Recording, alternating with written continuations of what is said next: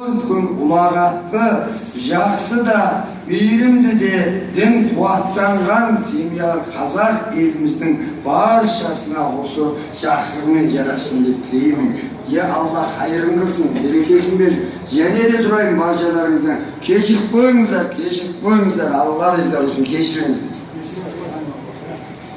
Алла разы болсын иншалла сізге. Ендеше жиналып осы жерге келіп уақыттарыңызды бөлгендеріңізге Алла Тағала разы болсын. Енді бізге қалған нәрсе міне санаулы күндеріміз қалды. Жаңа айтып кетті ғой, бір Қазақ Трэвел компаниясынан екіге бөлініп кетеміз. Жаңағы бір топ 6 күні осы жерден шығады, екінші тобымыз 7 күні шығады. Екі топта кешкісін шығады. Самолет кешкісін, бірақ сол күні түске дейін осы жерден біз кетуіміз керек. Түске дейін. Түсініңіздер ме? Өйткені 90 километр жер, алыс жер, ол жерге бару бар, өту бар, жаңағы соның барлығы не болады? Уақыт алады. Сондықтан алдын ала дайындалуымыз үшін, иншалла бүгін кешкісін нақты бізге айтылады, нақты қазір сол жаққа Жиддаға кеткен біздің жаңағы ағаларымыз жаңағы билет мәселесін бәрін, печатын бәрін қойдырып, бүгін алып келеді иншалла. Ертең таңертең, не бүгін түнде алып келеді. Жаңағы хабары болады, сіздерге айтылады, билеттеріңіз қолдарыңызға беріледі. Содан кейін жаңағы соған қамданасыздар. Сондықтан бізде қалған нәрсе енді не? Қоштасу тауабы. Қоштасу тауабын жаңағы түсіндіріп кетті. Сіз дәретпен барасыз, 7 рет айналасыз. 7 рет айналып болғаннан кейін жаңағы намаз оқысаңыз болады. 2 ракат намазыңызды оқымасаңыз да күнә жоқ. Содан кейін кете бересіз дереу. Яғни ол тауабыңыз сіздің қош бол Каба деп кетіп бара жатсыз.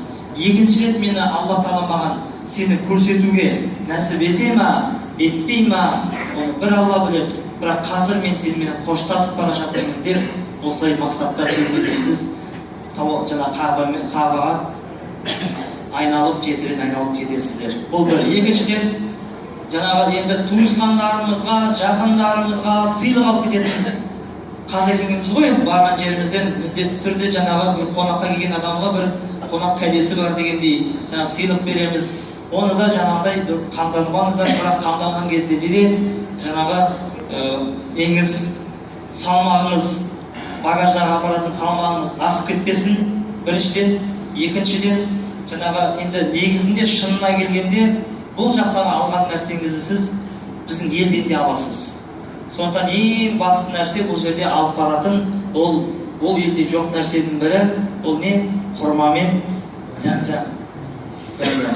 Осыған көбірек көңіл бөлу керек.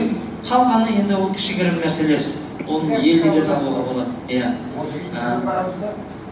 Осы киіміңізбен де барсаңыз болады, басқа киім киіп барсаңыз болады. Ең бастысы үстіңізде әдемі киім болса болғаны.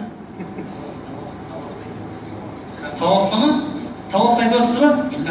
Мен үйге қайтадан тауапқа осы киіміңізбен де бара бересіз. Ихрам кию шарт емес тауапқа.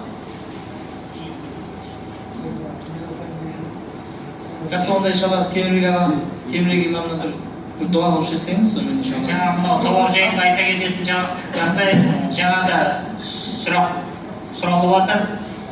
Тауап қара тастың бойынан басталады. Жасыл белгі тұр ғой, сол жерден басталады. Сол жерге келген кезде бір круг бітеді. 7 ретте сол жерге бітіресіздер.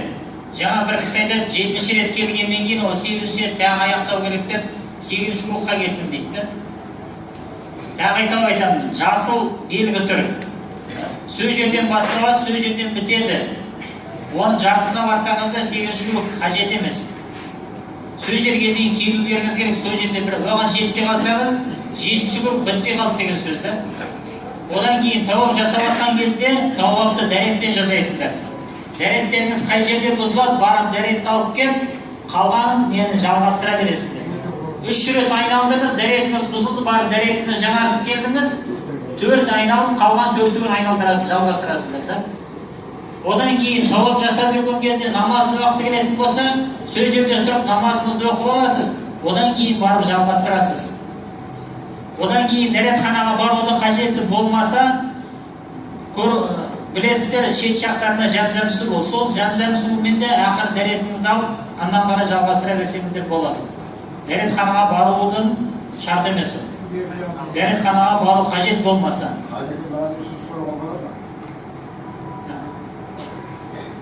Misal üçün, bir 6 gün şartım oldu. Sol tağ namazının aldığında saat misal üçün 3'tü, ona kolға kep jинalыңыздар. Men басқарып апарам деген басшы бола ма? Болады иншалла. Сол мен қайтадан өзім аман-есен алып келем осы жерге, Алланың қалауымен деп. Солай болса, бізге түсінікті болса, енді жастарды білмеймін, мен маған осындай әңгіме керек сияқты. Болды иншалла. Қолдау керек сияқты. Одан кейін жаңа ғұмра жайында айта береді. Ғұмраға баратын адамдар топ жетекшілеріне жолыңыздар. Айтып кетіңіздер, жолдарын сұрап алыңыздар. Тағы айтамыз, топталып барған дұрыс болады, жеңілдеу болады. Қалталарыңызға да тиімді болады, топпен жүргенде тиімді болады. Мүмкін басшылар, жаңа топ басшылар өздері ертіп апарады. Мүмкін білетін адамдарға қосып береді. Бірақ міндетті түрде топ басшыларын ескертіңіздер. Мен омраға кетіп баратым, омра жасайын деп жатырмын деп. Одан кейін енді біз бұл харамға, Меккеге қашан келеміз бе, келмейміз, оны бір Алла тағала біледі. Шамамыз келгенше харамда көбірек өткізуге тырысайық. Харамда көбірек намаз оқуға тырысайық. Екіндіден барып, құфтан намазын оқып келсеңіздер қандай тамаша болады. Екінді ақшам құфтанды оқып, бірақ келсеңіздер қандай тамаша болады. Қағбаның өзіне қарап отырғанның өзі үлкен сауап.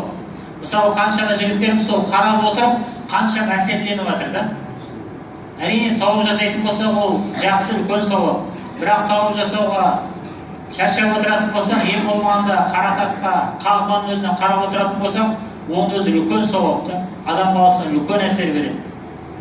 Тағы айтамыз, тауыпқа қарап отырғанның, харамға қарап отырғанның өзі үлкен сауап болып есептеледі. Мысалы мен бүгін микрофоннан айтпай қояйын, мысалы мен барып, өзімше барып, оның жерге барып, жеті рет айналып келдім.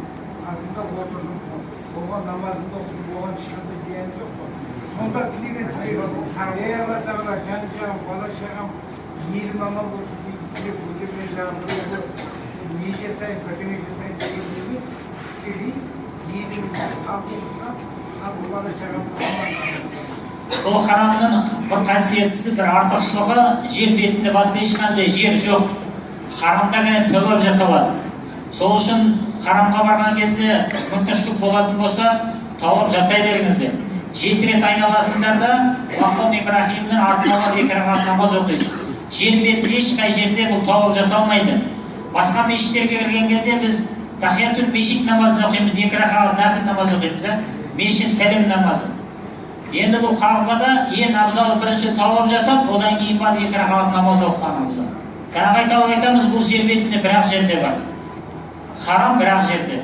Тауап жасалады бір-ақ жерде. Басқа ешқай жерде бұл жасалмайды. Алла субханала тағала баршаларымыздың бір Алла разылығы жасаған қажылықтарымыз қалды. Жаңа туғандай жандарымыздан айырылмасын.